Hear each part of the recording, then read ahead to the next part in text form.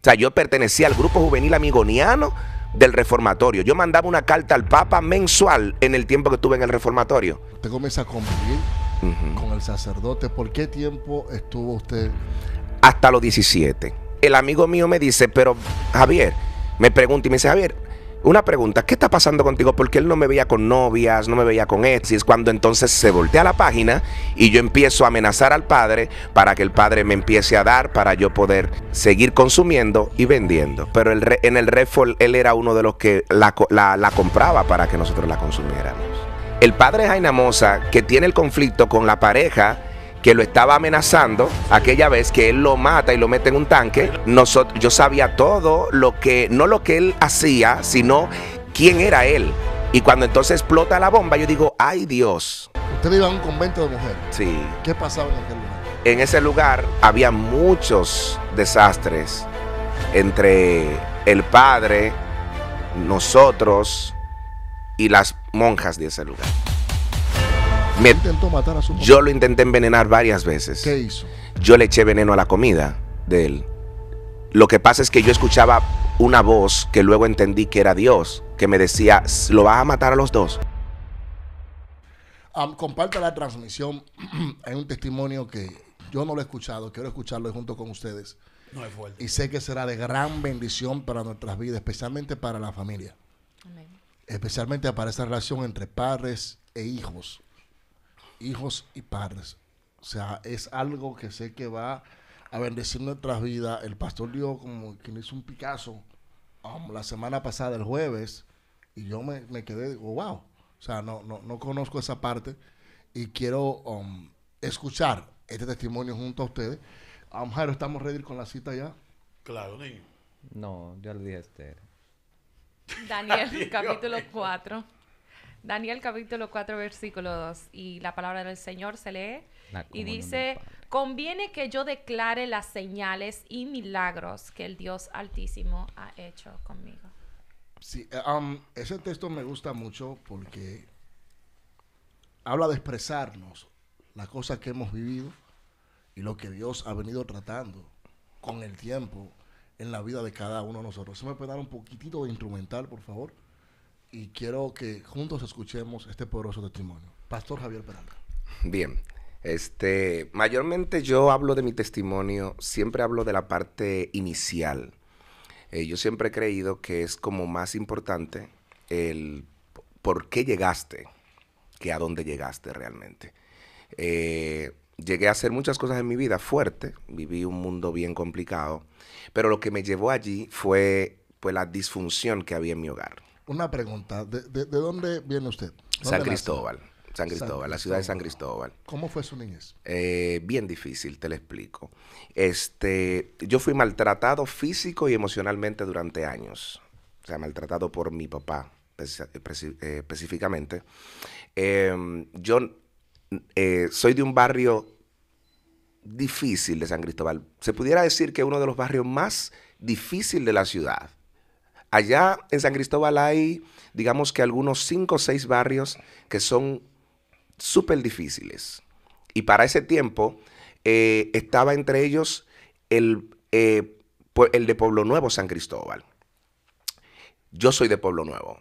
Mi papá tiene un formato, me gusta iniciar ahí. Mi papá tiene un formato en el que ahora, luego de yo ya tener experiencias, saber quién es Dios, luego de yo tener el conocimiento que tengo, es que logro entender el cuadro repetitivo. Por si usted ve de repente que le estoy hablando con muchas palabras técnicas y cosas, es porque ya aprendí, ¿verdad?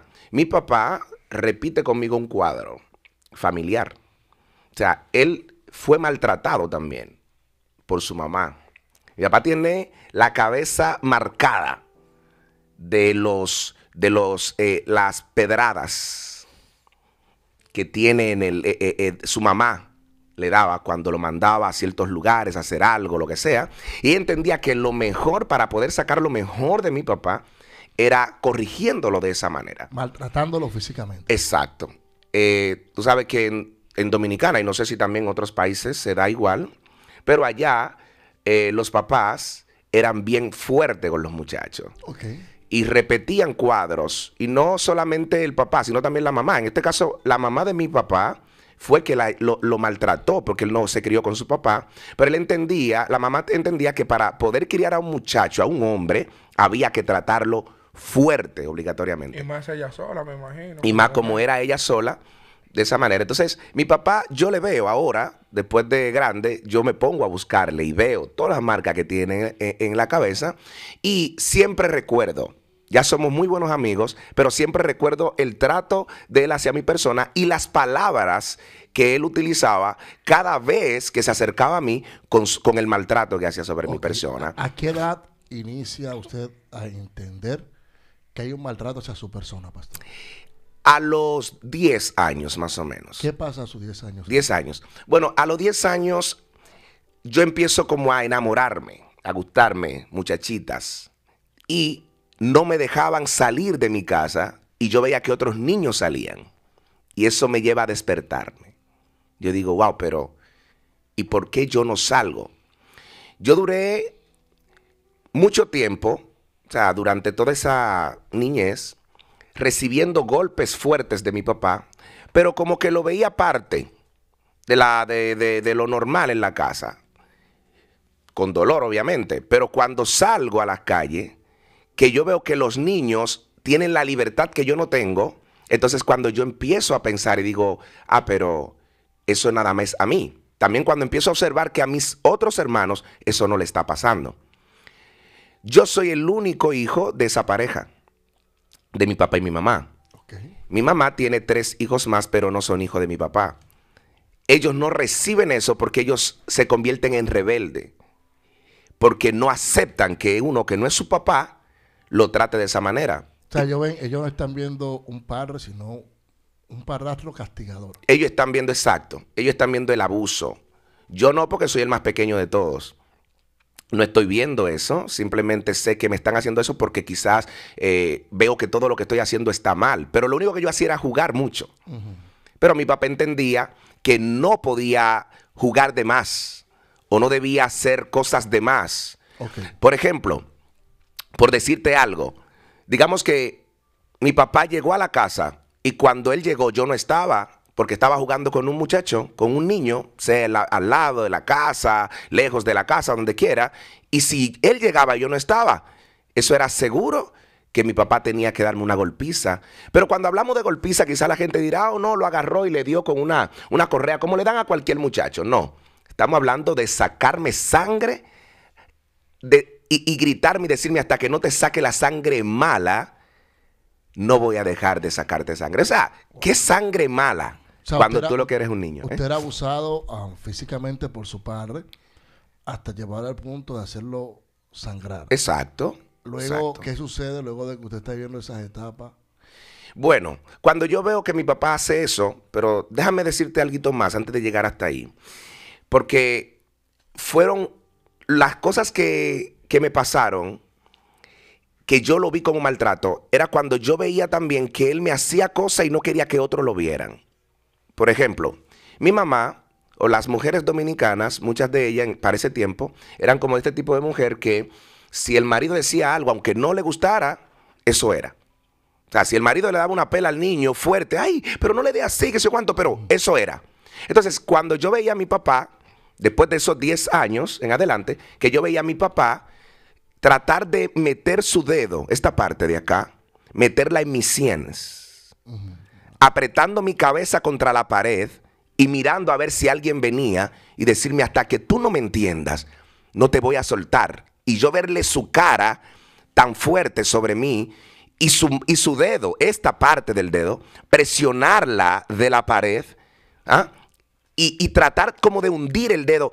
Entonces, cuando se desconectaba, lo que a mí me hacía entender que era malo, muy malo, era cuando él iba a tratar de ver si alguien venía. Y que si luego yo decía que me hizo eso, entonces los golpes reales sobre quien yo lo decía, eran impresionantes, porque él me hacía la maldad por fuera, haciéndome presiones con los dedos, pullándome con cualquier cosa que tuviera, sea con la hebilla de la correa, la partecita de la hebilla, el cosita que entra en el hoyito, con eso me pullaba, trataba de arañarme, de hacerme cualquier cosa con eso, o chocarme con la pared de tal modo que yo sintiera el golpe. Otra de las cosas que hacía era, no sé si ustedes, bueno, si algunos se criaron allá, me imagino. Bueno, allá siempre habían esos canastos, como hecho de una asuntico ahí que como pareciera madera, pero se puede como doblar así, no sé si es cana, no recuerdo. Se hacían unos canastos y ahí se echaba la ropa sucia en las habitaciones. Y ese era el lugar favorito de él meterme, sea ahí, cuando él veía que yo podía respirar ahí, entonces él buscaba algún tanque, porque él trabajaba en Caribe Tours, y él buscaba un tanque, de esos tanques que venían con una presión arriba, como un asunto redondo así, que tú le haces así, lo apretaba y él lo tapaba, y él me metía allí para tratar de que yo sintiera que me asfixiaba hasta que yo gritaba. Entonces ahí en esa parte yo veía a mami, y mami no podía decir nada. Todas esas cosas que yo veía continuamente en mi vida fueron las que hicieron que yo luego tomara ciertas decisiones que te voy a contar ahora. Tú me dijiste... ¿En qué momento te dice, ya me cansé de esta situación? Porque claro está, usted era un niño, solo tenía 10 años. Sí, pero hay una parte importante, Leonel, discúlpame. ¿Por qué dice que su madre no intervenía? Esa parte me gustaría saber y luego le hacemos la misma pregunta, por favor. ¿Por qué su madre no intervenía? Por lo que te explicaba. Hay madres. Mira, mi mamá tuvo un matrimonio antes en el que ella sufrió bastante con ese matrimonio. Mi papá es todo con mi mamá. Es una locura con mi mamá. Pero tiene su forma con los niños, con los hijos. Ya entendí. ¿Qué pasa? El antiguo matrimonio que ella tuvo, ella fue maltratada por su antiguo esposo, por el papá de mis 3 hermanos. Maltratada de tal forma que sus hijos estuvieron a punto de morir y el papá, vivía bebiéndose el dinero de la receta de los niños. Y cuando mi papá llegó, quien le compró la receta de todos esos niños fue mi papá. Entonces, mi papá acepta a mi mamá, ama a mi mamá, y mi mamá entiende que él es la ayuda que ella necesitaba. Entonces, cuando ella ve que él hace algo a la forma en como él decide hacerlo, pues entonces mi mamá no lo reprocha. Lo respeta. Porque siente que... quiere lo mejor para sus hijos. Ahí, Leonel, la pregunta que tú hacías, ¿cuál era? No, lo que le preguntaba, que ya que su mamá no hacía nada, sus hermanos tampoco hacían nada, usted siendo un niño, ¿en qué momento ya de su vida usted dice, ya me cansé de esta situación? ¿Y qué lo llevó a usted? ¿Cuál fue ya lo último que su papá cometió para usted decir, ya no aguanto esta situación?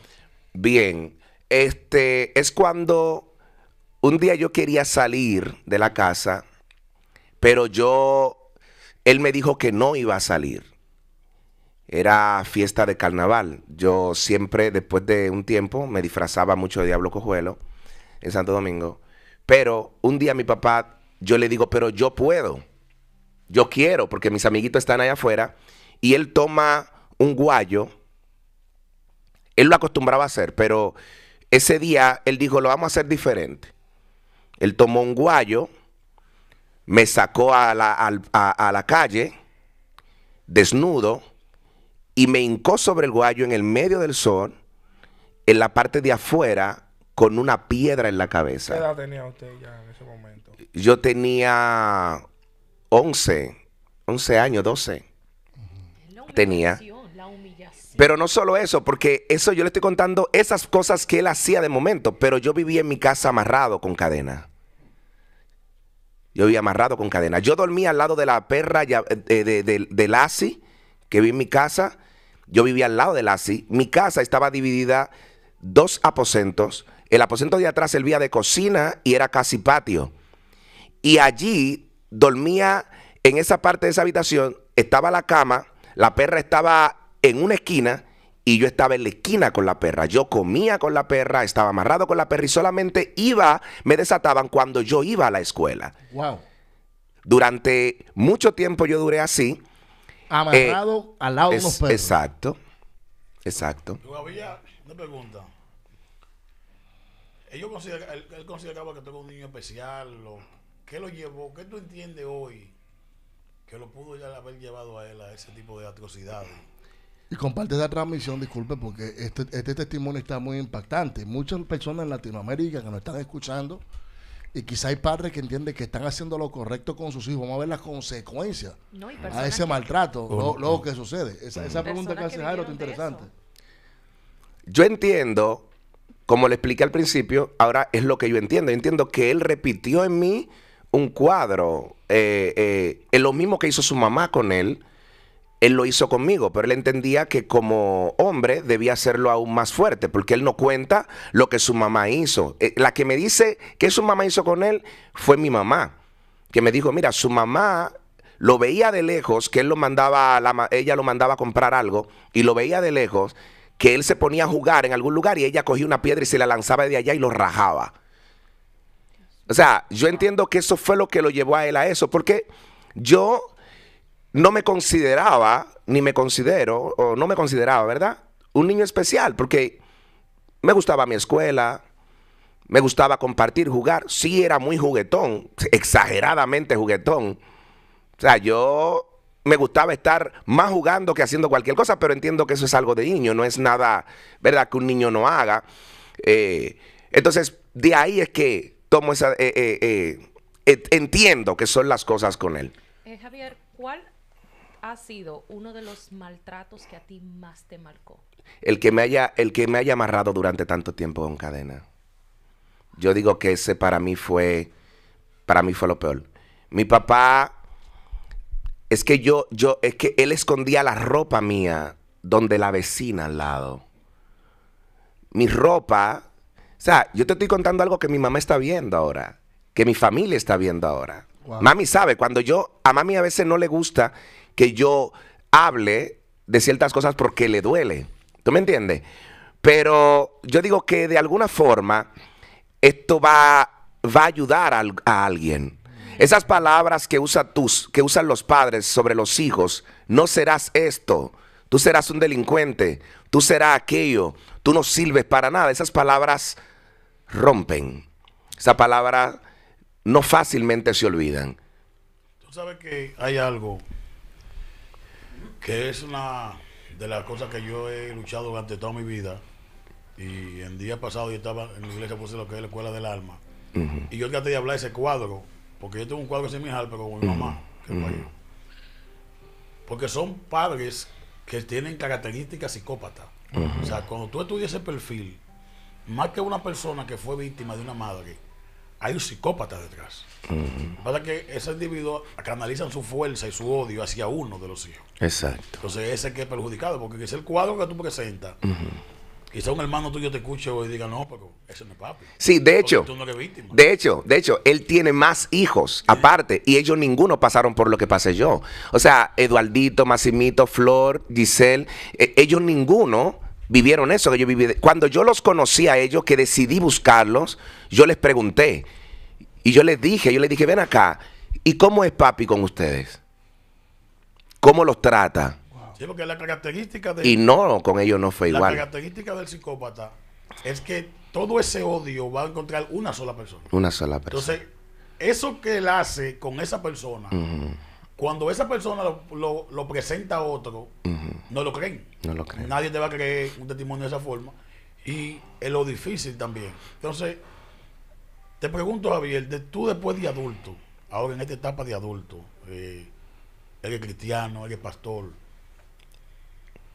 ¿no entiendes tú que todavía eso te lacera el alma? O sea, como que traer esos recuerdos te tan sano, viene el Señor a tu vida. Pero, ¿cómo eso influye en tu formación, el carácter que tú tienes hoy? Porque a veces los monstruos que nosotros tenemos internos son ese resultado de lo que uno ha vivido. Por eso que la gente a veces cuestiona lo que tú eres, pero no sabe lo que... ¿Cómo tú luchas para que ese cuadro no se repita ahora? Tú que tienes tus hijos ahora. Ok, bueno, mira, exacto. Yo hago mucho con mis hijos algo que yo deseé que hicieran conmigo. Es lo primero. Yo tengo 4 niños. Me acaba de nacer, 6 meses tiene mi hijo que acaba de nacer. Tengo 3 varones y una hembra. Y una de las palabras clave, que es la que yo entiendo que más necesitaba, era te amo.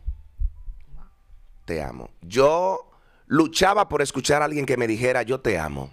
De hecho, cuando yo empiezo a consumir drogas, fue porque un amigo me dijo, Javier, él me vio en un lugar, me defendió y me dijo, óyeme, tú me caes bien, te quiero mucho, cuídate. Y desde ese día yo no me separé de él. Desde ese día yo le dije, pues, si tú me quieres mucho, yo estoy contigo. Y donde quiera que tú vayas, yo voy a ir. Es tan tal que cuando entramos a los trinitarios y luego a los nietas, que estuvimos juntos también, nosotros, yo me metía delante de los tiros, de las balas, de los puñales, para que a él no le dieran y sí me dieran a mí. Por tanto que yo lo respetaba. Aquello interesante. Y lo quería. Entonces, ¿a qué edad usted toma la calle? ¿A qué hora le sale del yugo? Exacto. ¿Cómo se rompe? Sí, ¿Cómo yo se rompe? yo salgo del yugo de mi papá ya en eso de los 14, 15 años o 16 por ahí. Porque pasa a esa edad? yo comencé, después de lo que le estaba contando, como a los 11, más o menos, ya 12 años, casi 13, es cuando yo decido consumir por primera vez cigarro normal. Yo recuerdo que Roger, así se llama, me dijo, Javier, pero ya que tú estás aquí, ¿quieres fumar algo? Mira, tenemos aquí, ¿qué quieres? Y empezó a mencionarme todos los cigarros populares de ese tiempo. Y yo recuerdo que le dije, Constanza. Me dice él, Constanza. Ah, pues ¿tú habías fumado antes? Digo yo, no. Pero cuando mami me manda a comprarlo, dice que es más suave. Sí, porque queda como mentolado. Ajá. Dice que es más suave. Mi referencia, porque mi familia fumaban, bebían, etcétera. Mi referencia para comprar un cigarro fue mi mamá. Lo que ella compraba. Luego lo que mi papá bebía. Dunbar.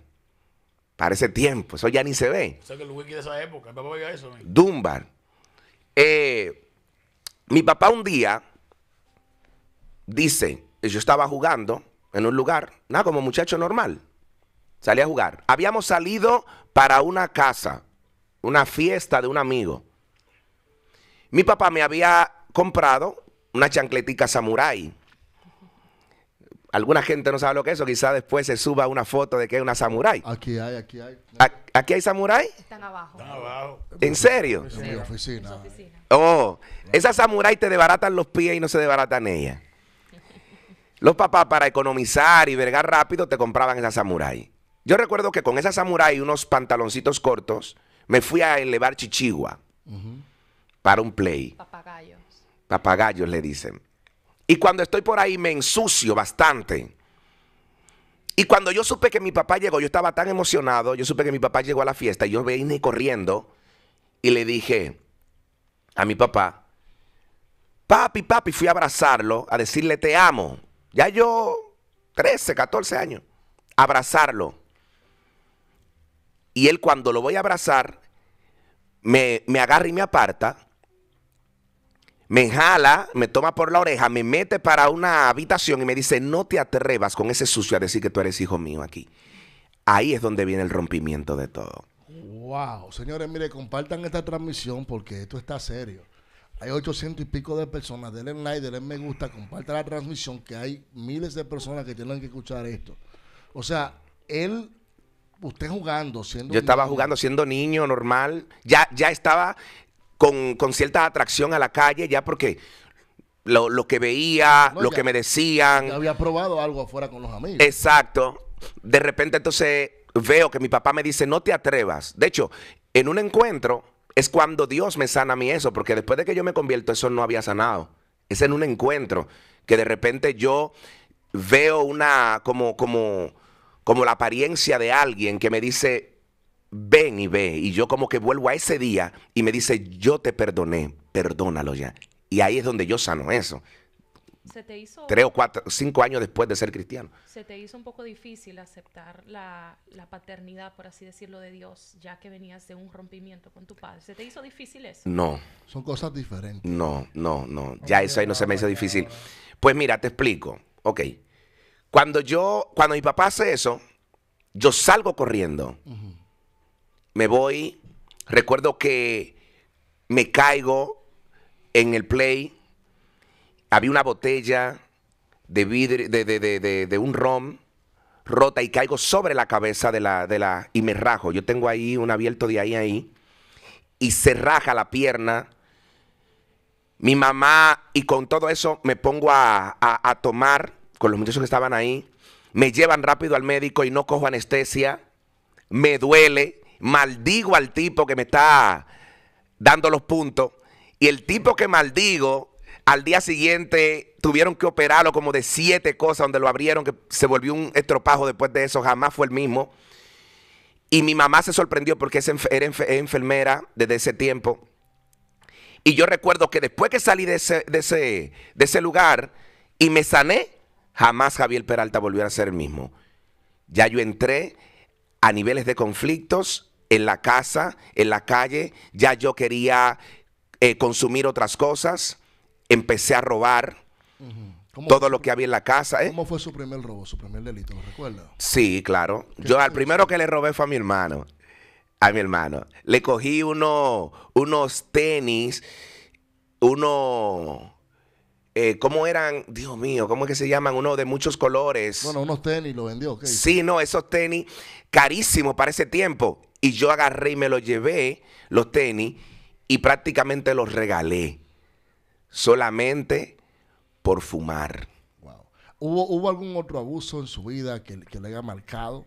Claro, después de que yo empiezo a robar, que le robo pues a mi hermano, pues ya que vi que pude y que nadie sospechó de mí, pues seguí robando todo lo que había dentro de la casa. No podían dejar dinero en ningún lugar.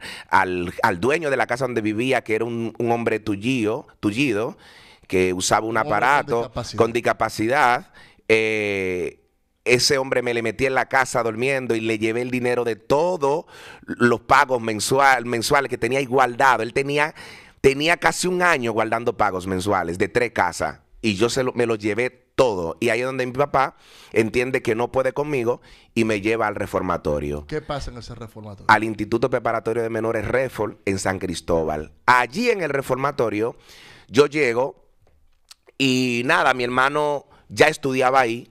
Y mi hermano me dice, Javier, ten cuidado aquí. Que aquí a los que hablan mucho le dan para abajo.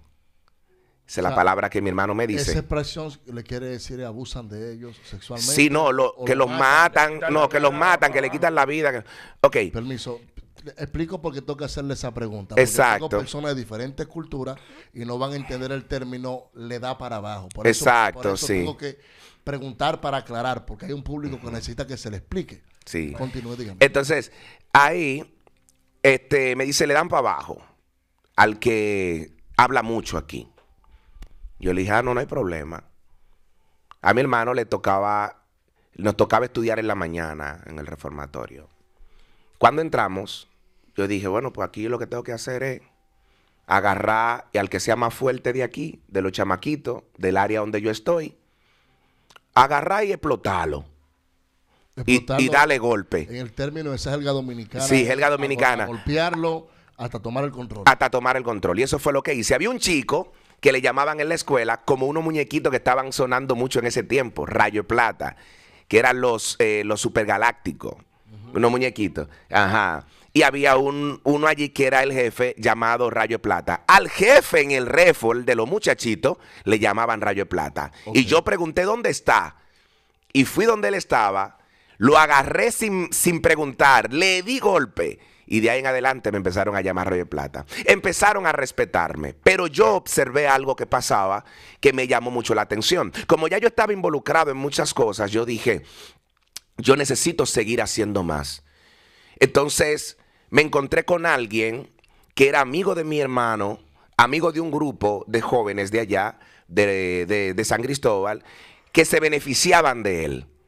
Era un sacerdote, el padre Andrés Magán. El padre Andrés Magán, cuando yo veía que a mi hermano no le gustaba, no quería que yo me acercara a él. El hermano decía, no, tú no debes estar aquí, tú no, vete. Siempre mi hermano me afuereaba, pero siempre yo veía que el padre buscaba la forma de acercarse a mí.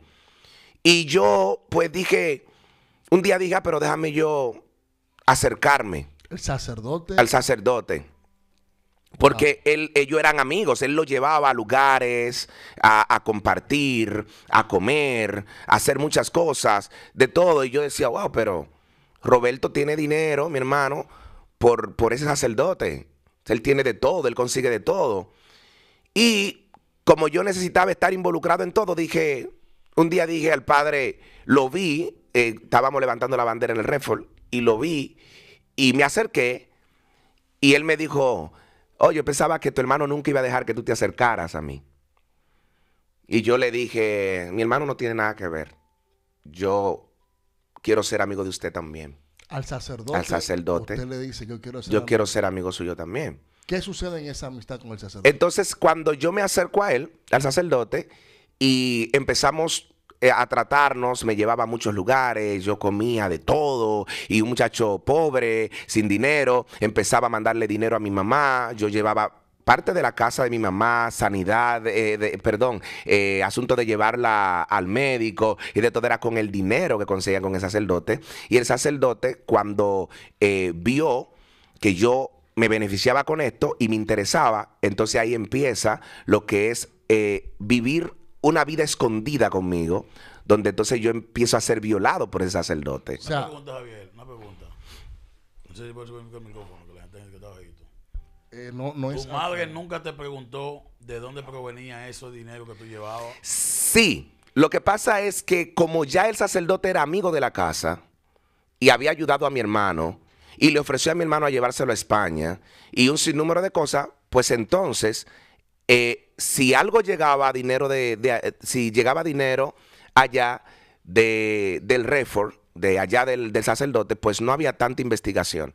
Porque ya el sacerdote se había mostrado como parte de la casa. De hecho, al sacerdote lo amaban en mi casa. Lo querían mucho en mi casa. Hay una pregunta para mí muy importante. Jairo tocó un punto de cómo sumarle. Si no se preguntaba, ya usted explicó eso. Dos hijos que están envueltos. Ya hay dos hijos que están envueltos en un reformatorio con un sacerdote, en ese caso. Y usted dice que, ¿cómo inicia? Por eso...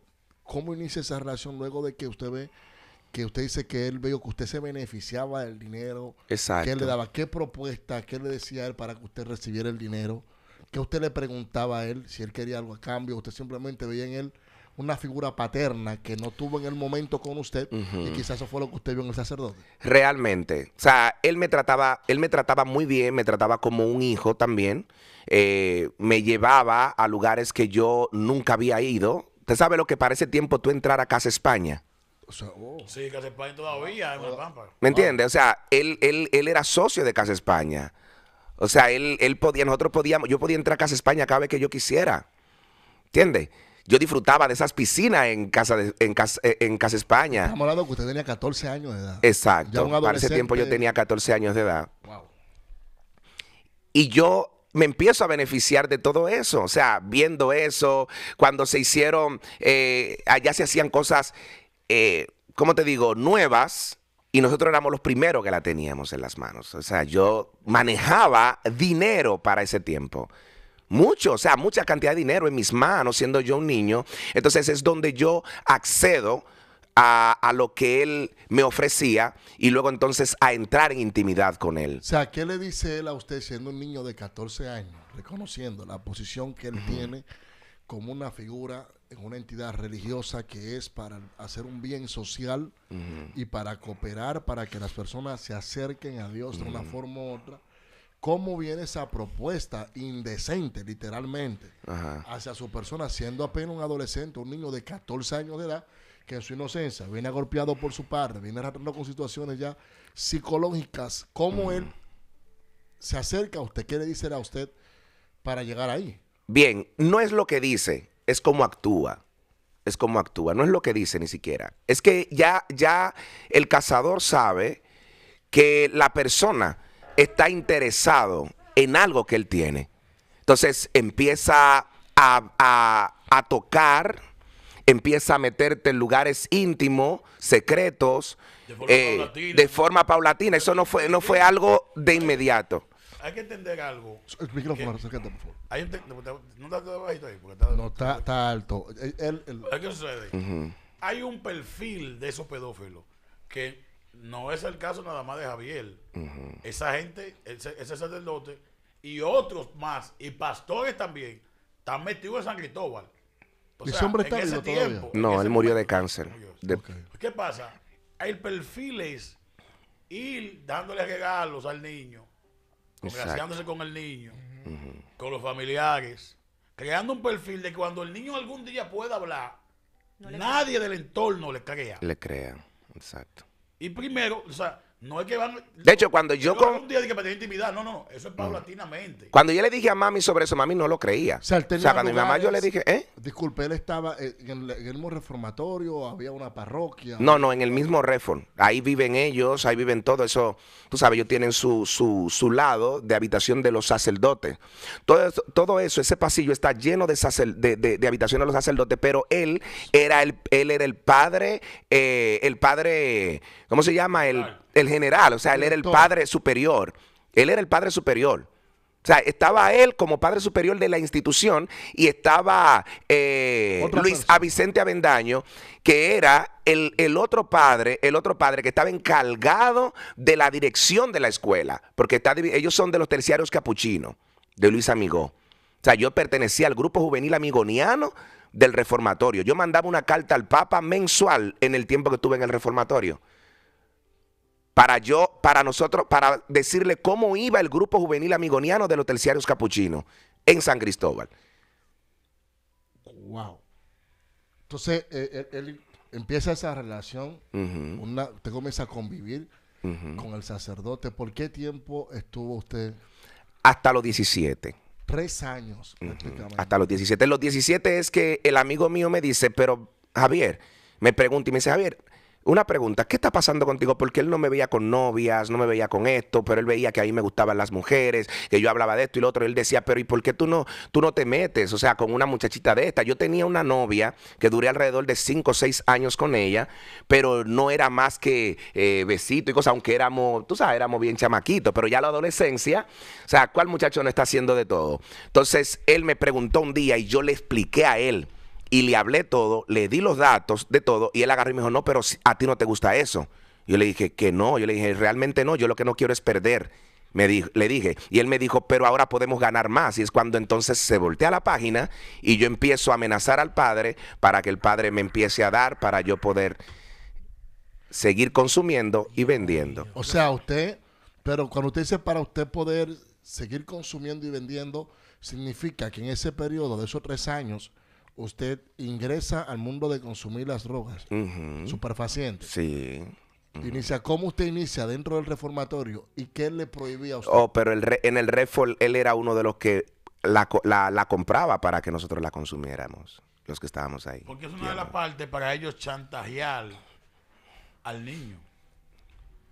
Y eso es algo que en la época que Javier está narrando se visualizó mucho, tanto en San Cristóbal, que eso trajo secuelas fatales en República Dominicana. Claro. Hubo crímenes nacionales que... Claro, por ejemplo, yo al padre que de Jainamosa, que ahí es donde luego se llevan al padre Andrés Magán, el padre de Jainamosa, que tiene el conflicto con la pareja que lo estaba amenazando aquella vez, que él lo mata y lo mete en un tanque, pues ese padre estaba involucrado en ese asunto, el diácono. Yo sabía todo, no lo que él hacía, sino quién era él. Y cuando entonces explota la bomba, yo digo, ¡ay, Dios! ¿Entiendes? Este fue un caso en Dominicana semejante al de Javier, de un jovencito, en aquel caso maltratado físicamente por su madre. El padre, es el diácono de la iglesia, le daba prebenda y prebenda. El jovencito decide casarse con el tiempo y el padre lo invita a una finca. El diácono lo mata él, la mata ella. Exacto. Se desaparece en el panorama, lo mete en un tanque. Y si no es porque aparece el abogado, que yo lo conozco, el doctor Rojas Canaán, y de forma sin pago se tira ese caso encima, ese diácono tuviera suelto hoy. Sí. Y ese caso, eso fue un crimen nacional. Nacional. De San Cristóbal de ahí mismo, fue el caso de la muerte del director de programación de Canal 5, de Mickey Bretón. Exacto. Ese joven lo tuvimos nosotros en la iglesia, al que mató a Mickey Bretón. Wow. Claro. Nosotros le estamos dando seguimiento en Guerra y Unción, en la iglesia de Guerra y Unción. 4 años de violaciones, te meto aquí, te doy dádiva, y el mundo hoy llora a Mickey Bretón. Exacto, pero usted fue un violador. Él lo violó durante mucho tiempo. De hecho, antes de que eso pasara, él me lo confesó en una vigilia en la iglesia, el muchacho. Claro, él tenía un aspecto de muchacho homosexual, pero al final él no era directamente eso. Es que el muchacho estaba ya frustrado. Espérate, porque déjame asentar las ideas. Espérate, esto, lo que pasa es que estos son temas que no se hablan y está mal alguien que fue testigo de un caso, un hecho que fue nacional con una figura muy conocida en el país. Claro, no, y que el caso, oye, ese muchacho cumplió, porque ese caso marcó tanto el país. El de Mickey Bretón. El Santo Domingo hay 3 casos que han sido marcados. El caso de Redondo Llena Saibal. El de Aibar, ajá. Ese caso de Mickey Bretón marcó el país de tal forma que el muchacho cumple la mitad de su condena y 2 años más. Tiene 12 años. Solicita una revisión y lo dejaron preso. Sí, pero nadie ha escuchado su versión de los hechos. Usted, déjame hacer un paréntesis en el testimonio, por favor. Cuando se refiere al caso de Mickey, dice que ese muchacho estuvo con usted en el reformatorio. No, en la iglesia. En la iglesia. No, en la iglesia. Y en la iglesia le confiesa a usted. A mí me confiesa que él estaba estaba siendo abusado por una figura, pero yo no sabía quién, no me dijo quién. Me dijo que había alguien muy conocido que estaba abusando y me dijo, ora por mí. En una vigilia estábamos Nancy, que era la pastora, y Héctor Encarnación, que eran los pastores de Guerra y Unción en San Cristóbal. Ya estamos hablando en un tiempo luego de que usted pasó todo lo que dio, le entregó su vida a Cristo. Ya. Entonces, continuamos con el sacerdote. Sí. Pasa lo que sucede lo que estaba pasando. Llega el momento donde ya a los 17 años de edad, usted entonces comienza a beneficiarse del sacerdote. Sí. Lo comienzas a extorsionar. A extorsionar. Yo empiezo entonces a decirle que si él no me daba dinero, más dinero, entonces yo iba a hablar de todo lo que estaba pasando. Y es donde él entonces empieza a bajarle y busca la forma de que lo trasladen lo más pronto posible. ¿Qué pasa con esos sacerdotes que cometen esta clase de fechorías? O sea, tú me estás a mí diciendo que eso se queda impune y lo trasladan. La mayoría. Porque nosotros... Es un caso de escándalo, como el polaco, que violó muchísimos muchachos. Que abusó, que y aparte de eso, de que violó a esos muchachos, abusó de ellos. Abusó sexualmente de ellos. Y términos que no se pueden usar aquí. Abusó. No, sí, créeme, nos da un explain, nos tumban el canal. Entonces, luego de todo eso, se descubre, cuando él sale corriendo, que no solamente abusó de ellos sexualmente, sino que tenía un mercado para venta de esas imágenes infantiles. Porque el comercio de los pedófilos es una realidad en el mundo. Eso se vende, esa pornografía infantil. Sí. Eso tiene un costo. Hay un mercado que consume ese producto. Wow. Y nosotros a veces en la iglesia tenemos los ojos vendados. Por eso yo vivo alerta. Porque yo he estudiado bastante el caso de los pedófilos. Porque esos son temas que vienen marcando de que yo he estudiado psicología. Por años. Después de eso, que ya, después de los 17 años más o menos, que yo empiezo a como a darme cuenta, ya yo estaba en la calle fuertemente. O sea, yo estaba haciendo cosas feas en las calles, estaba moviéndome y detrás de un muchacho en San Cristóbal llamado El Nuevo, había uno llamado Bebe Leche también, que fueron gente que estuvieron sonando mucho allá. Ya yo estaba en las calles, ya yo robaba, ya yo escondido hacía cosas, hacía esto, hacía lo otro, porque la mayoría de las cosas que yo hacía, la hacía también motivado porque yo veía a otros que la hacían. O sea, yo decía, wow, yo quiero ser así. Yo me volví prácticamente un probó en el reformatorio. O sea, yo me volví un probó. Yo hacía que otra gente se movieran e hicieran cosas que yo quería que ellos hicieran. Una pregunta muy importante. Dentro del reformatorio, una vez usted se da cuenta de la convivencia que está teniendo con el sacerdote, ¿habían otros adolescentes participando con usted? Conmigo no. No. Allá. Quizá habían otros en eso, porque quién sabe cuánto habían. Y una persona haciendo lo que está haciendo, pues dime. O sea, puede que tengan a otros más, pero conmigo era yo nada más. O sea, yo. O sea, de los que estaban ahí, solo yo entraba a esa habitación con él. ¿Y su Solo hermano? yo. No, mi hermano no. ¿Qué Es pasó que con mi su hermano, hermano? no, mi hermano se mantenía de lejos. De hecho, mi hermano nada más quería el dinero del padre, pero él lo odiaba. Yo me di cuenta después que él y el padre nunca pasó nada porque él siempre estuvo fuerte con el padre. Él no llegó a eso con él. Sí, luego me confesó y me dijo que el padre intentó una vez y después de ahí fue que lo odió más y se alejó, porque hubo un momento donde él dijo, el padre se lo quería llevar a España a mi hermano. Mi hermano vive ahora en España y el padre se lo quería llevar a España. O sea, mi mamá peleaba con mi hermano porque ella veía que mi hermano rechazaba esas propuestas del padre. Decía, pero muchacho, mira cómo somos nosotros y tú estás rechazando eso. Pero no sabía lo que estaba pasando. Y mi hermano no sabía lo que estaba pasando conmigo tampoco. Mi hermano viene a darse cuenta de lo que estaba pasando conmigo es cuando yo me convierto. No, y que, fíjate, ¿por qué tu hermano no y tú sí? Ajá. Por la secuela de que el psicópata, Exacto, de quien abusó emocionalmente fue de mí, y físicamente, fue de Javier. no de mi Entonces, hermano. al tener esos daños y esas laceraciones en el alma, las emociones, esa falta de afecto, fue más vulnerable a la hora de este hombre venir a buscar su presa. El hermano no recibió esos daños de su papá, no recibió los maltratos, no recibió las humillaciones. Está más estable emocionalmente. Y esa estabilidad emocional lo ayuda a rechazar algo que es contra su naturaleza. Qué bueno, Ya mira. cuando lo encuentra a Javier, lo encuentra vulnerable. ¿Entiendes? Penélope, que se congregaba conmigo en Guerra y Unción, está corroborando en el chat que sí, que me lo contó a mí, porque Penélope es una persona que tú le das cobertura. Exacto, Penélope y yo nos congregábamos juntos en Guerra y Unción y él ya se acuerda quién es el chico, porque él se acercó a mí y me contó eso en esa ocasión. Del chico de Mickey Bretón. Porque ella sabe quién es, sabe de quién estamos hablando. Él estuvo con nosotros en la iglesia orando, siempre iba a orar. Yo lo vi varias veces en la iglesia, muchachos, San Cristóbal.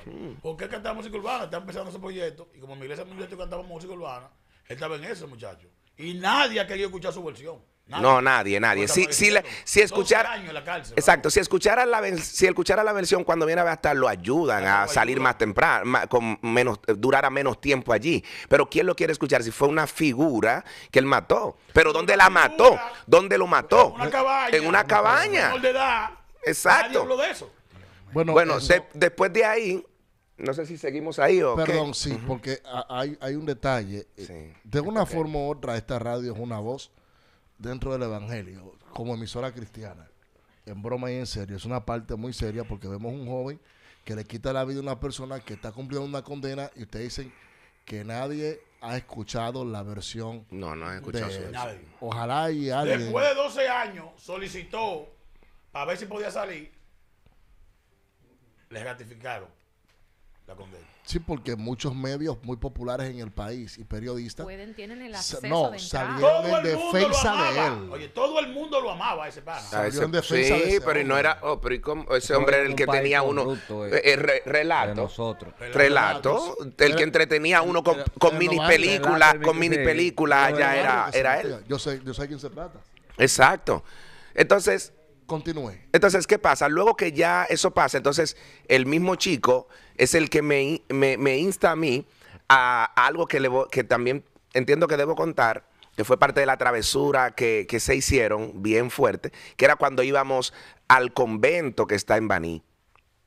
Usted iba a un convento de mujeres. Sí. ¿Qué pasaba en aquel lugar? En ese lugar había muchos desastres entre el padre, nosotros y las monjas de ese lugar. Ahí. Íbamos a llevar comida, íbamos a llevar raciones que mandaban desde ahí, y ahí nosotros entrábamos por la parte de atrás del convento que estaba ahí. Para ese A tiempo. un convento en A un Baní, en convento. República Dominicana, luego de San Exacto, Cristóbal, ustedes exacto, iban a exacto. llevar alimentos Exacto. y prácticamente Eso era un desastre ahí. un desastre. ¿En qué sentido? Bueno, yo no sé si pueda ser tan explícito, pero No, pues, no, usando estando técnicas. claro, Era- usando cosas, Hacerlo. haciendo cosas. ¿Era accesible o era obligaban a la No. Era algo Que ellas sí, accedían. ellas estaban acostumbradas. Eso no era algo de que obligatorio. Oh. Eso era algo que ellas acostumbradas, ellas sabían. Él tenía el acceso. No era con todas, eran con mujeres específicas que habían ahí, que eran como la encargada, esto, y con ella era que él se comunicaba, él era el que entraba normal por atrás, por otra parte, porque él tenía acceso por ser padre superior. Entraba, llevábamos una mercancía de comida y entonces ahí atrás, ya tú sabes, un desastre. Wow. Eso pasó. O sea, se supone entonces que la persona que tenía el acceso estaba en acuerdo con alguien dentro. Sí, Pero no era una persona cualquiera, tiene que ser una persona superior ahí adentro. superior ahí Que adentro. tenga una buena posición para poder permitir Ujú. que se practicara cualquier cosa que se practicara ahí adentro. Que obviamente se está hablando de que se practicaban actos sexuales, literalmente. Exacto, A eso se refiere, dentro del convento. exacto. ¿Qué luego sucede después de ahí? No, ya después de ahí todo es calle, ya todo es calle, todo es movimiento en las calles. Mayormente en mi testimonio yo siempre cuento esta parte, porque es la parte en la que me lleva a mí a desacatarme feo en la calle, a hacer cosas fuertes, increíbles, cosas que yo, gracias a Dios, las superé. ¿Cuáles? No hay que ser tan explícito. Sí, pues Parafraseando. hacer muchas maldades. Yo hice maldades. Maldades feas, cosas horribles, ¿entiendes? Robos, atracos, violación, no a niños, a una chica, a nosotros, o a varias, qué sé yo. O sea, fueron cosas terribles. O sea, ¿qué te digo? O sea, esas cosas... lo que pasa es que yo me descargaba. Mi ira,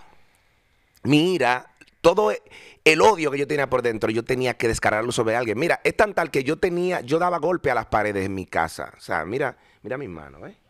Sí. O sea, yo golpeaba las paredes para ver sangre.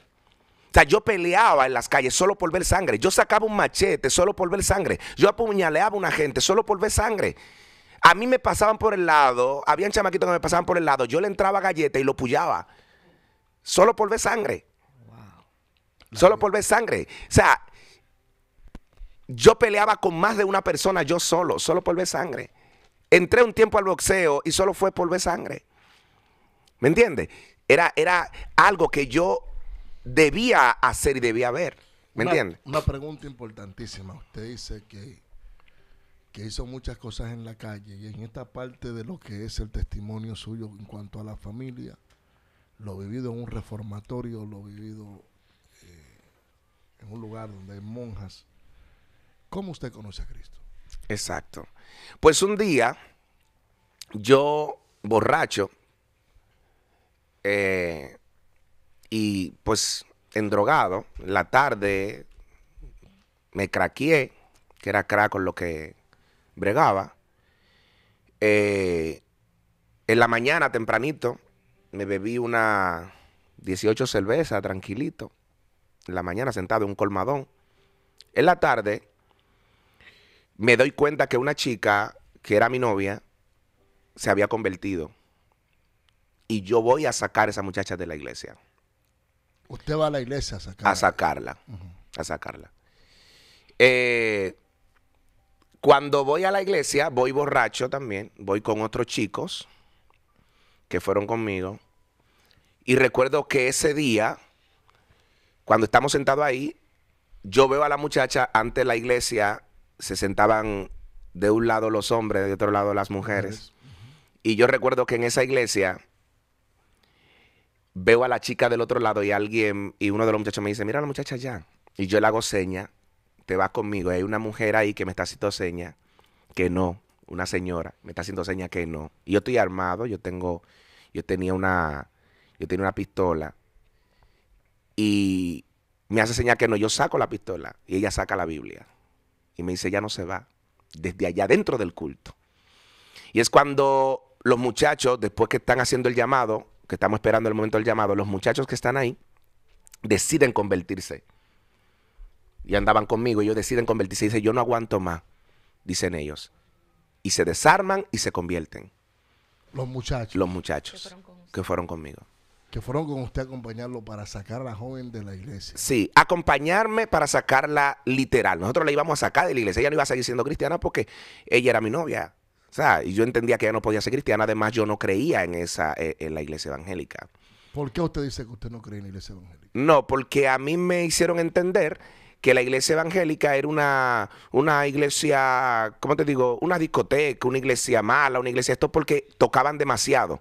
Y yo vengo de una línea que es adventista.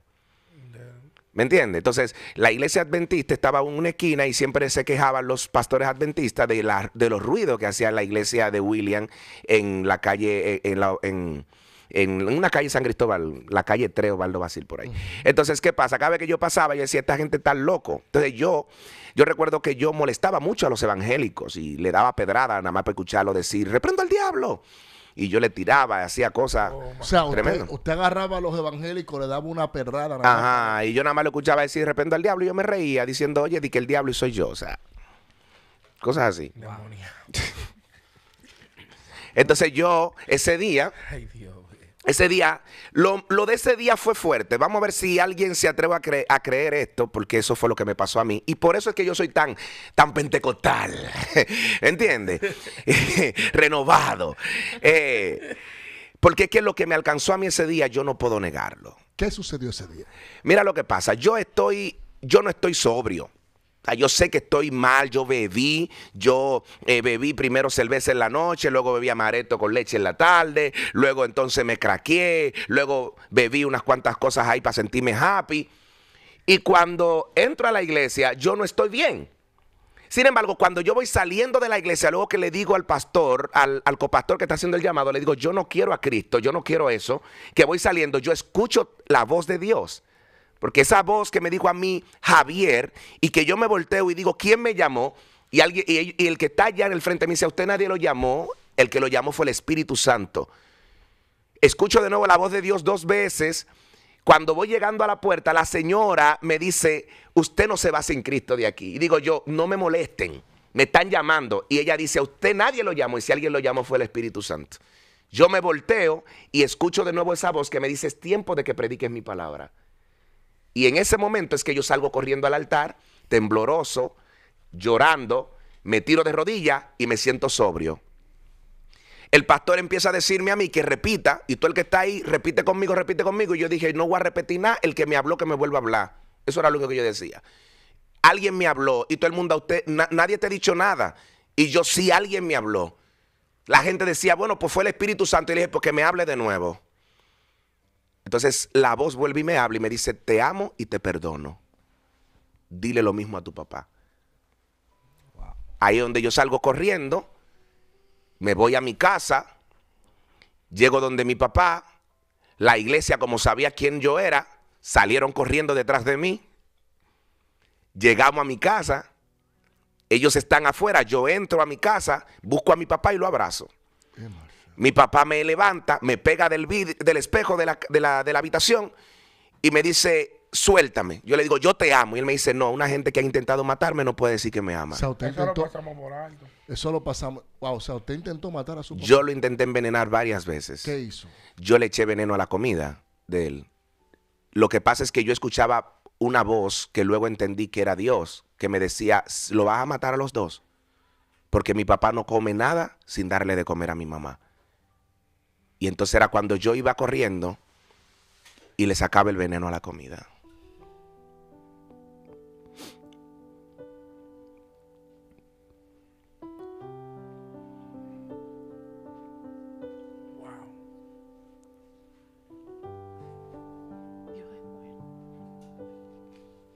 Que producción esté atento, por favor, en las cámaras. O sea,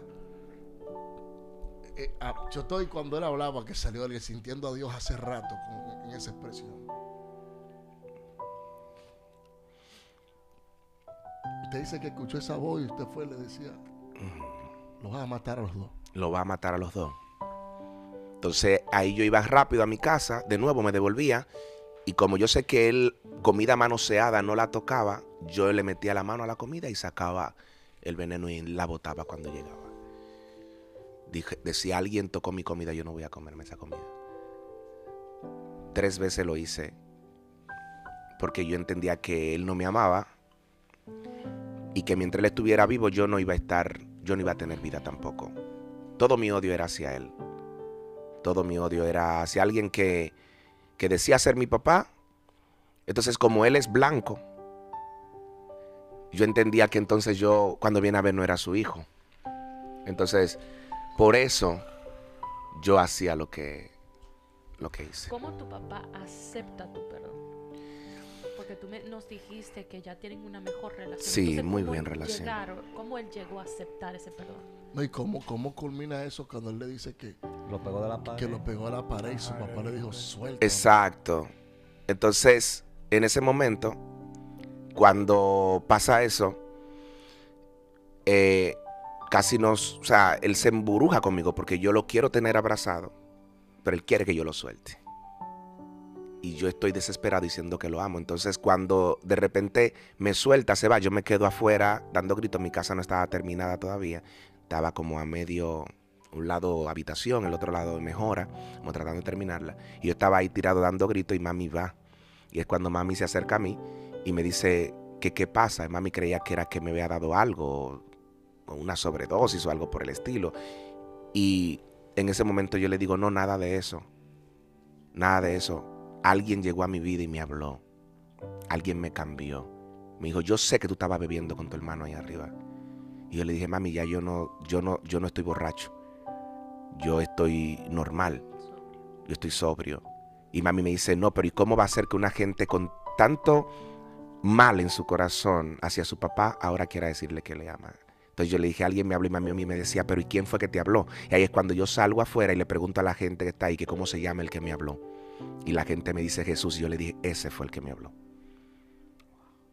Desde ese día en adelante, mi hermana comienza a buscar al Señor, mi hermano se acerca al Señor y Dios empieza a hacer un trabajo impresionante en mi vida y en mi casa. Ya en el transcurso del tiempo es cuando mi papá va dándose cuenta que yo soy otra persona. No fue al instante. Mi papá fue una guerra en mis inicios del evangelio. Mi papá dudaba de mí. Mi papá me hacía cosas para ver si yo reaccionaba, para ver si en verdad yo había cambiado. Porque él cree que Dios, él dice que el único Dios, ahora mismo él dice que el único Dios que existe, él dice que Dios no existe, pero que si existe uno, yo lo tengo. Él dice, si un Dios existe, Javier es que lo tiene. Él a los evangélicos que se acercan, él le dice, no, eso no existe. Pero su hijo es cristiano, él tiene a un Dios. Porque él no hubiera cambiado si ese que le habló a él ese día no le habla. Pues mi papá, ese mismo día, pues ya mi mamá ve eso, me abraza y acepta al Señor. Y se mete algo en la casa, fuerte. Mi mamá es cristiana hasta hoy, mi hermana es cristiana hasta hoy, mi hermano se descarrió, pero fue cristiano durante años, predicador, se fue a España y se descarrió, pero Dios se metió en mi hogar, Dios se metió en mi casa. Allá todos parecíamos locos, mi papá era el único que decía, pero ¿y qué es lo que está pasando aquí? Que no entendía. Entonces ya en el camino, él empieza a hacer cosas continuamente para ver si es verdad que yo soy cristiano. Él fue como ese ente. Dime. No, es que siento a Dios fuerte. Es como ese ente espiritual y humano que el enemigo dejó allí, o que el mismo Dios permitió para ver si yo maduraba más rápido.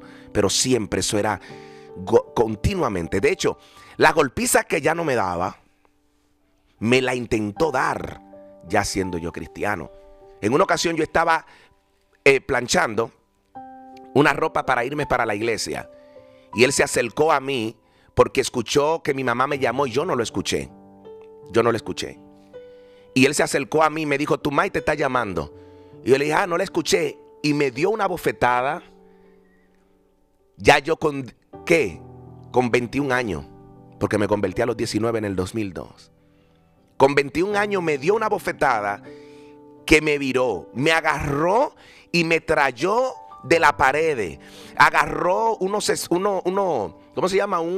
cuadros y me lo extrayó encima. Mami vino corriendo a ver, me estaba ahorcando y yo escuchaba una voz que me decía, detrás de mi casa es como un pequeño patio y había una mata de coco. Y el enemigo me decía a mí, tú pusiste el machete detrás de la nevera, búscalo. Y yo le dije a mi papá, yo escucho una voz, mientras él me daba, yo le decía, yo escucho una voz que me dice, mátalo. Yo escucho una voz que me dice que te mate, que te mate. Y él me decía, pero hazlo. Yo le dije, no. yo te voy a demostrar que yo fui cambiado, que yo fui salvado, que yo fui transformado. Yo te amo, le dije. Y me soltó y me dijo, este lo que esté loco. Y se fue. Se fueron una de las muchas. Una señora que vivía frente a mi casa me mandaba para el monte a orar. Y a veces veía que yo salía corriendo de mi casa y me metía para el monte desesperado y gritaba en la calle, voceando y decía, este quiere que yo me descarríe y lo mate, pero Dios vive. La gente me conoce en mi barrio porque yo voceaba. Cuando él me hacía la guerra, yo voceaba en la calle. El pastor que yo tenía fue donde mami le dijo, él se está volviendo loco. Le digo a mami, ese muchacho no evangélico es loco que está, llévelo a un psiquiatra, a una cosa. El pastor con el que me convertí.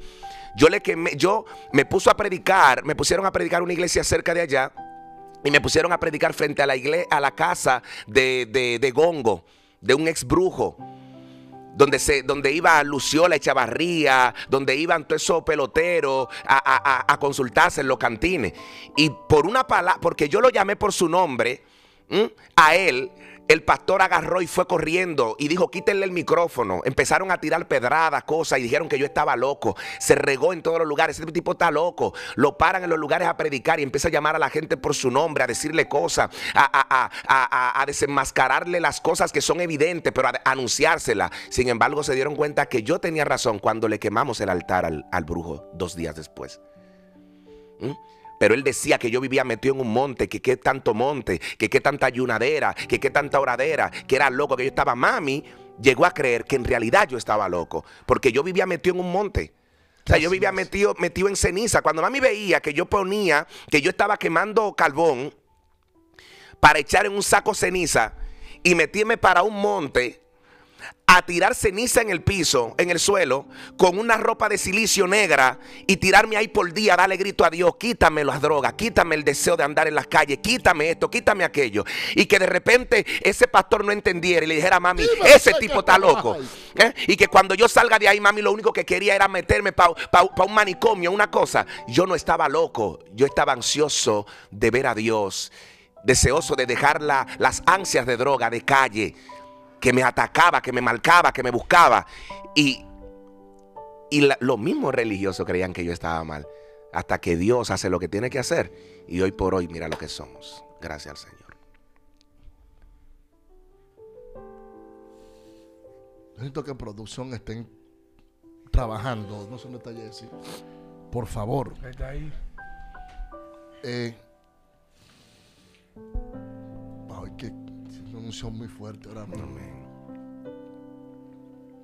¿Qué puede hablarle a usted a alguien que se siente herido por sus padres en referencia al perdón? Ellos no quieren hacer eso.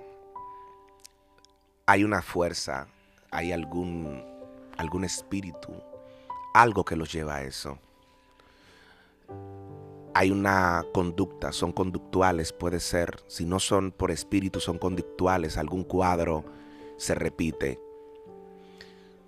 Tú que estás ahí, que estás sufriendo esa situación, acércate a Dios. Perdona.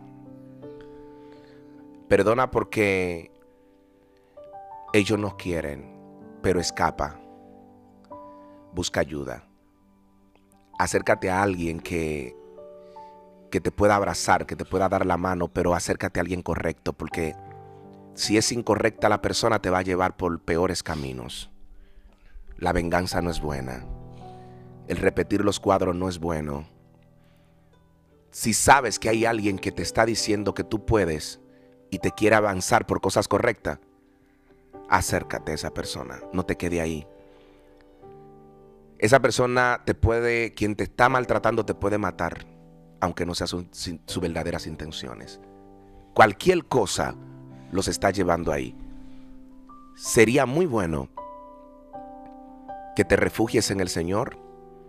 Y si hay algún pastor, algún ministro, algún amigo, algo, no sé, que seas lo suficientemente correcto, refúgiate allí. Pero no te quedes. Levántate, despierta, porque lo que tú estás viviendo le puede servir a otros mañana como yo les sirvo a muchos. Hay muchos hogares que han sido restaurados con mi testimonio.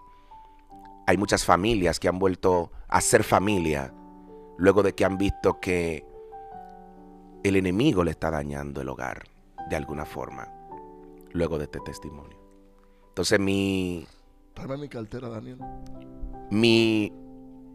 lo que yo quiero informarles y dejarles claro es que no permitas, para nada permitas, que ese enemigo termine de dañar tu casa. Si tú sabes que tu esposo está maltratando a ese niño, no se lo permitas, madre. Madre, si estás maltratando a tu hijo, padre, no se lo permita. O madre o padre que están usando palabras incorrectas sobre sus hijos, no lo sigas haciendo. No lo sigas haciendo. Es algo poderoso. Una palabra incorrecta puede hacer muchos daños.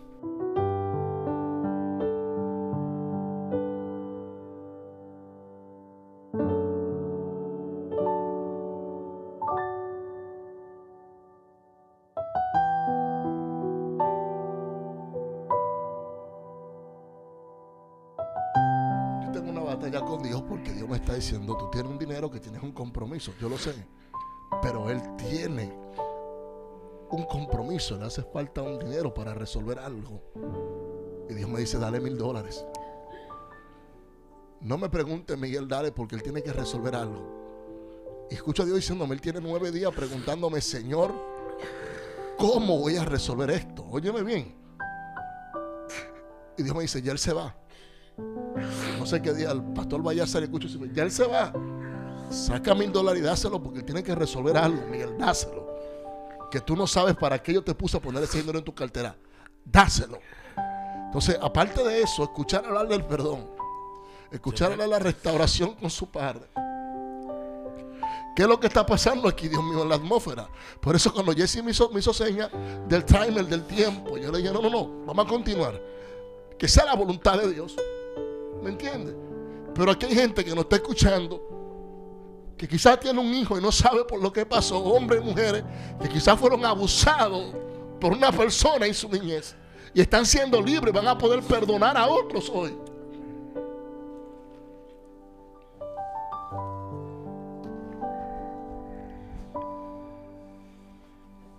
Yo siento en mi espíritu que hay muchas personas que recibieron maltratos físicos que ni siquiera ellos sabían que lo habían recibido, porque el subconsciente se lo escondió y reprimió el dolor. Y hoy hay mucha gente que está... Yo quiero decir algo, sí. Testificar algo. Diga, pastor. Mira, mi esposa está ahí conectada. Y mucha gente que me conoce ahí. Yo le dije a él ahorita de algo que yo estoy pasando con mi corazón. Ahí me dio un infarto en México hace 4 años. Y para yo venir para acá, yo tuve que ir al médico porque la semana antepasada a mí me dieron 2 ataques al corazón fuerte. Yo ando con mis aparatos ahí, con medicinas ahí, porque yo estoy teniendo infartos en el miocardio y tengo una hipertrofia ventricular izquierda y una isquemia, el corazón grande y las válvulas tapadas del corazón. Y yo hice el viaje porque yo le dije, Señor, yo voy a bendecir a ese pueblo, pero yo necesito hacerme el cateterismo y entrar en las revisiones necesarias para el corazón, porque no puedo jugarme con eso. Y le dije, dame la oportunidad de ir y yo poder hacerme ese cateterismo en el país cuando vuelva. Y mi esposa ahorita me preguntó y me dijo, Javier, ¿y lo del cateterismo tú lo conseguiste? Y yo le dije, no, pero todavía estoy aquí. Entonces cuando tú dices que hay algo que yo debo resolver, es que mi mamá me escribió también hoy y me dijo, Javier, con el corazón no se juega, no debiste irte. Y yo le dije, mami, pero si yo no me muevo, ¿cómo yo consigo ese dinero de hacer un cateterismo en República Dominicana? Entonces, es cuando yo llegue. Y al tú decir eso, que tengo algo que resolver, entonces Dios está confirmando eso aquí. ¿Entiendes? ¿Cuánto Poderoso. cuesta el cateterismo? Yo no sé. En Dominicana ahí hay 75,000 pesos o más. Vaya y hágase su estudio. Téngalo. Esa es su ofrenda, vaya. Yo no voy a cuestionar a Dios. Es la primera vez que en un testimonio a mí me sucede algo donde yo identifico tanto el Espíritu de Dios aquí en la cabina. Y discierne y percibes el mover del Espíritu de Dios en un testimonio que sé que va a marcar miles de personas, que habla tanto del perdón, donde después de tantos abusos, de tantas situaciones, llega eso a su casa. Eso no se ve todos los días. La mayoría de los creyentes, los pastores, los evangelistas entienden que para honrar a un hombre de Dios tú necesitas que te hablen en lenguas, que te profeticen en voz alta, que tu nombre, que tu apellido, que te digan tu pasado, tu presente, tu futuro. Pero escuchar esa palabra, alguien me habló y yo le dije que me vuelva a hablar. Quizás hay alguien aquí que estaba esperando que Dios le dijera: yo te amo, yo te amo, te perdono, te perdono. Esta faceta, esta parte de PMG es la que se hace interesante. Hacía mucho no entrevistábamos a alguien para un testimonio y usted no sabe que nosotros estábamos en una reunión cuando lo dejamos usted aquí, pastor, con los varones de Dios, en la reunión hablando de cada 15 días traer un invitado para hacer un contenido con testimonios y entrevistas que puedan bendecir las vidas. Y que quizá hay un hombre y una mujer que en su niñez fue maltratado psicológicamente, físicamente, fue abusado, fue abusada. Y hoy el Espíritu de Dios te dice: te perdono. Esa parte cuando él decía a Leiner, que la voz le decía: lo vas a matar a los dos. Sí. El Espíritu Santo interviniendo. Regularmente, cuando estos tipos de testimonios salen, surgen muchos abismos desde afuera. O sea, es muy probable que más de 1000 gente de las que están ahí, más de 1000 gente de las que están ahí, tengan trastornos y traumas arrastrados de su infancia. Que al escucharlo a él ahora, eso viene a la memoria. Lo que pasa es que la memoria de la infancia se cierra, porque la memoria no quiere, la mente no quiere que tú sufras, y lo que hace es que te reprime el dolor. Que no vuelvas a revivir. Entonces el trauma. nosotros queremos orar hoy por personas que están en línea, y Dios me muestra mujeres, no una, no dos, muchas mujeres que están en línea, que lo que están viviendo hoy, hasta pensando en suicidarse, ese es el resultado de todos esos traumas vividos con su papá en su casa.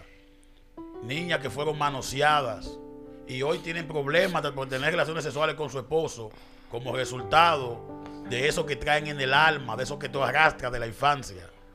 Y has tenido temor de abrirte con otro, de confesarle a alguien, de buscar ayuda, porque piensas que te van a juzgar.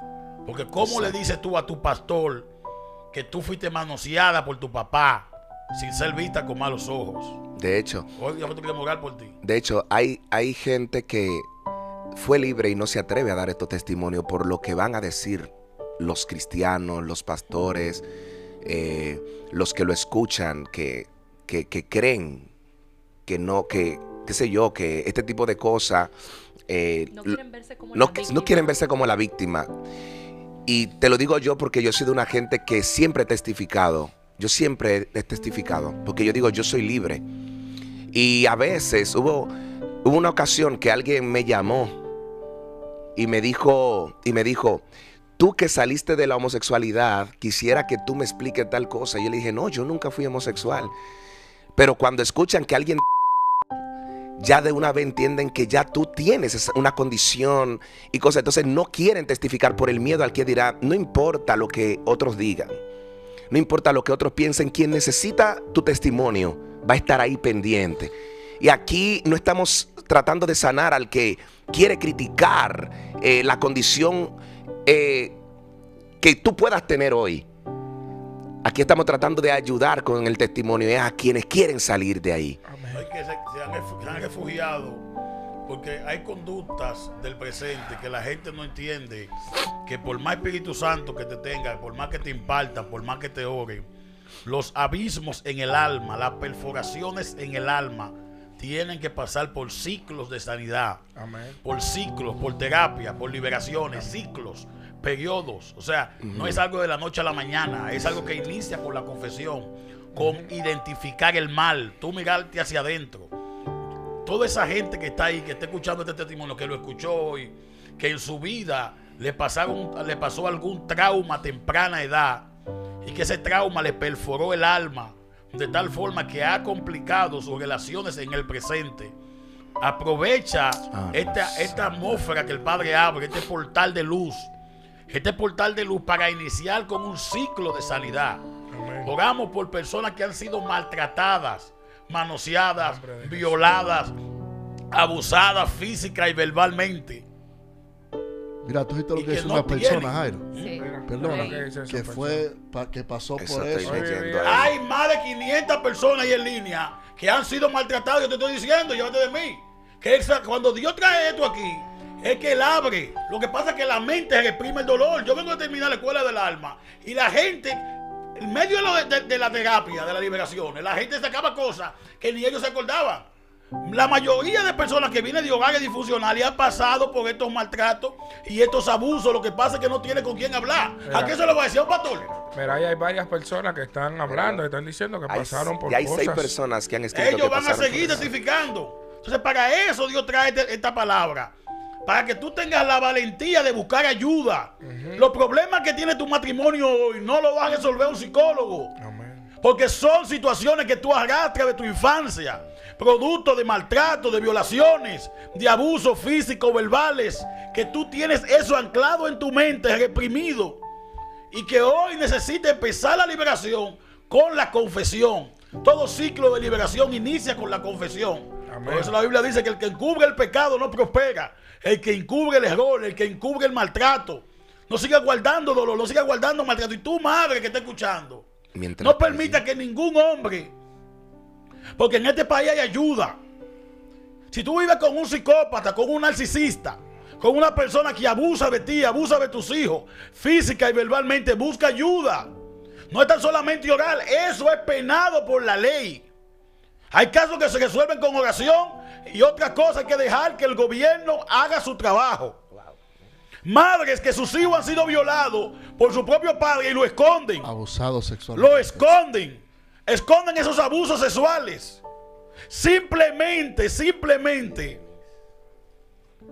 porque el padre es su pareja.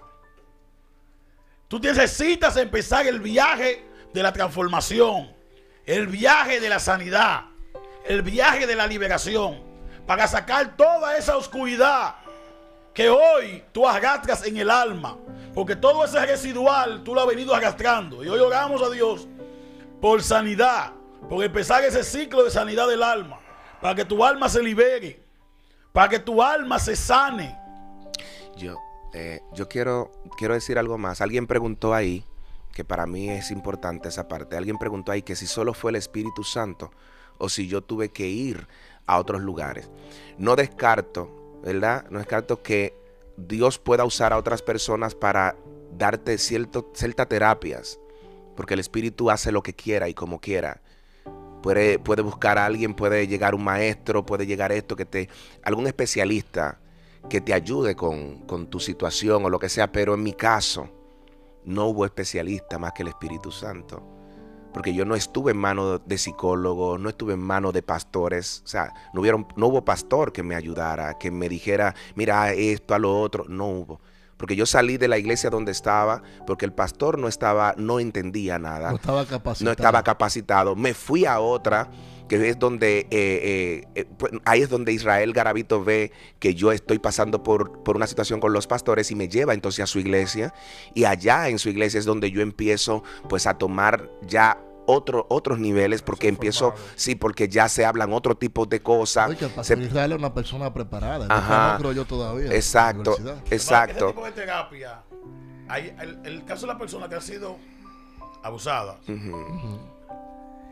cuando el terapeuta, el psicólogo, viene y te evalúa desde la psicología, no va a encontrar los problemas. Porque esos problemas se anidan en el alma. Entonces aquí tiene que haber una combinación, alguien que maneje la espiritualidad. La espiritualidad y que maneje la psicología. La psicología. Porque hay trastornos que son de las que dejaron una huella, que son psicológicos. Pues mira, pero hay una secuela en el alma. La madre de Israel Garavito es psicóloga. Yo propongo que mañana personas hablemos de sanidad del alma. Literalmente, porque no sé si el pastor va a salir. Ya me voy en la madrugada. Oye, yo no sabía, le dije ahorita que Dios me dijo que ya él se iba. Exacto. ¿Tú estás viendo si Dios está en el asunto? Exacto. Yo me voy a las 6 de la mañana. ¿Estás viendo si Dios, que yo dije ahorita, lo dije hace un rato, que el Señor me decía, ya él se va? Dios mío. No sé si ustedes lo recuerdan. Sí, claro. Cuando Dios me habló y me dijo, ya él se va. Yo me acuerdo, yo dije, este hombre, Dios le está hablando. Hay que abrir un paréntesis y también No, usted tiene que venir 2 días con nosotros a tratar estos temas. Perfecto. Y que nos sentemos, Jairo, como pastores, hagamos un panel allá abajo en la iglesia sentado y tratemos sobre la sanidad interior. Perfecto. Con frustraciones que hay con personas que están... Te va a sorprender. Te va a sorprender. Eso es algo... No, eso es algo Mire, que yo estuve... Eso es algo... Cuando estuvimos con el apóstol Mario Lara, tuviste como yo me quedé. Encerrado en el peniel de los hombres. En el hotel con los hombres. Varón, yo estuve ministrando allí y la cosa que Dios me mostró... ¿Se llamó Peniel? Sí, un Peniel. Wow. Peniel Y el nombre Peniel... Mira, Víctor Julián, que dice que él también fue maltratado por su padre. Mira, la gente... Lo que pasa es que con lo que tú estabas diciendo, Jairo, en psicología a nosotros nos enseñan de que cuando una persona ha sido abusada desde pequeña, existe esa mentalidad es tan reprimida en la parte de atrás que luego la mente se renueva para crear otra, para defender ese trauma, porque el recordar lo hace revivir, y lo que hace es que después con el tiempo la persona comienza a mostrar estas... por así decirlo, esta forma de actuar y esta forma de ser, y dice, pero ¿de dónde es que esto está viniendo? Y tiene que venir alguien con esa inteligencia y con esa espiritualidad de decir, esto te está pasando por esto, y automáticamente eso es el detonante. Yo digo que abre el portal de todo eso. Por eso, si te das cuenta, el caso de él, cuando Dios le hace el llamado, fue demasiado especial. Porque cuando él pide que esa voz le hable de nuevo, la voz le habla. La voz le dice, yo te perdono, ahora va y perdona a tu padre. O sea, Dios quería sanarlo a todos. Es la mejor calidad. Yo quiero que oremos por el pastor. Amén. ¿Podemos orar por usted, pastor? Claro que sí. ¿Me permite ir a orar por usted? Sí, claro que sí.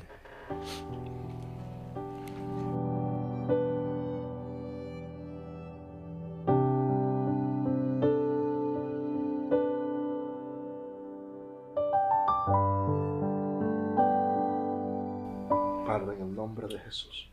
Aleluya. En este momento, Dios, vengo ante tu presencia, presentándote tu siervo, tu hijo. Señor, solamente tú y él conocen su necesidad. Te doy gracias, oh Dios, porque ha sido de bendición para nuestra vida. Gracias por este tiempo compartido aquí con él. Aleluya. Te pido, Dios, que tú bendigas a su esposa, a sus hijos, su familia. Y te ruego hoy, Señor, por su salud. Pidiéndote, oh Dios, que tú hagas un milagro divino como solamente tú sabes hacerlo. Bendice, Espíritu Santo, en este tiempo.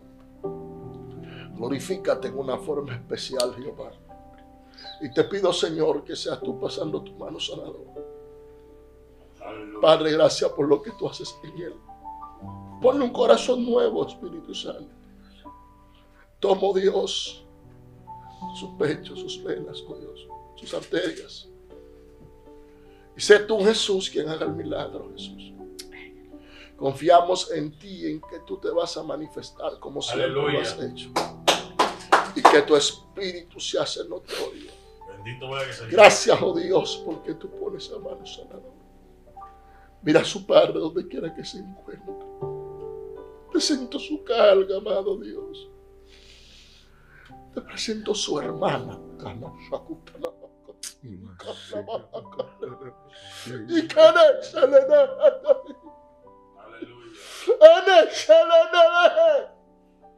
Ese problema en la vida de su hermana, que no lo habla con nadie en su hogar.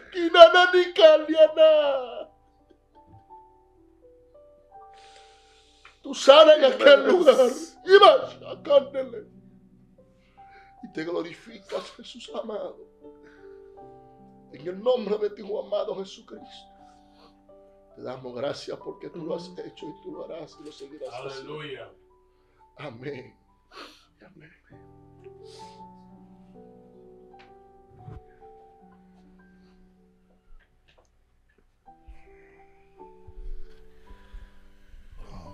Este lugar se ha convertido hoy una vez más en el altar de Dios. Una casa de sanidad. Y declaro cielos abiertos sobre sus vidas, sobre su familia. Que el Espíritu de Dios los guarde, los proteja, los bendiga. Toda maldición generacional se rompe. Declaramos en el nombre de Jesús que llega la paz en tu vida, en la de tus padres. En el nombre de Jesús. En el nombre de Jesús de Nazaret. Lo que parecía no tener solución hoy la tiene.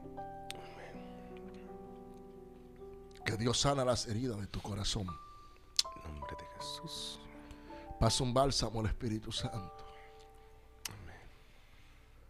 Que Dios se glorifique en el nombre de Jesús de Nazaret. Aprovecha este tiempo con esta palabra que Dios te ha dado hoy. Reencuéntrate con Dios y busca a esa persona a la que tienes que pedirle perdón. Y perdona, porque el perdón te hace libre. Amén. En el nombre de En el Jesús nombre de de Nazaret. Jesús. Quedan 6 minutos. Y me gustaría que sea el pastor que dé las últimas palabras para cerrar este programa de hoy. Amén. Que así mismo como Dios hizo conmigo, Dios también haga contigo y tu casa. Que como Dios me restauró, restaure tu familia. Que levante a tus hijos de donde estén. Que restaure tu matrimonio. Que te dé paz. Que la unción del Señor rompa los yugos que están oprimiendo tu familia y quitando la paz. Yo creo en el nombre del Señor que Dios te sorprenderá. Y así mismo como Dios me habló a mí y me dijo mi nombre y me llamó y me perdonó y me devolvió a mi familia, así mismo Dios lo va a hacer contigo. Y yo soy de lo que creo firmemente en que cuando tú clamas por los tuyos no van a ser entregados más que en tus manos. Cuando la viuda de Naín le resucitaron a su hijo, lo pusieron en sus manos, no en las manos de la multitud. Yo creo que los tuyos volverán a tus manos, sanos, salvos y limpios, en el nombre de Jesús. Amén. Y amén. Que Dios te bendiga y que Dios te guarde. Que pase una excelente tarde. Shalom. Shalom.